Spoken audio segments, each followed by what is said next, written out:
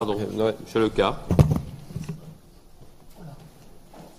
Merci Monsieur le Président. Un mot très rapide simplement pour rappeler quand même ce qu'est une urgence et Monsieur Chenu tout à l'heure nous a fait une petite leçon sur le sujet. C'est soit un texte qui implique que la région puisse s'exprimer parce qu'il y a une décision imminente, ou alors de considérer que la contribution de la région peut avoir une importance décisive dans un débat.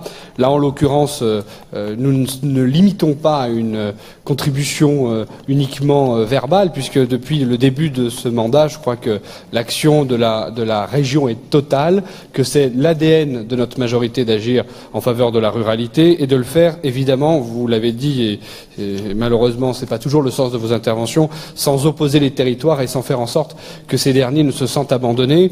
Juste trois illustrations concrètes. Nous avons un vice-président qui depuis le début du mandat agit, qui est aujourd'hui mobilisé. Nous avons évidemment un SRADET qui vous a été d'ailleurs présenté dans le cadre d'un point d'étape qui montre à quel point nous avons une vision positive de la ruralité, où nous avons une vision qui implique en réalité que nous mettions ce territoire en valeur et que nous l'engagions vers la croissance et vers le développement, et évidemment le PRADET qui là aussi de manière très concrète va permettre, grâce à une enveloppe dédiée, de financer des projets structurants dans les territoires ruraux.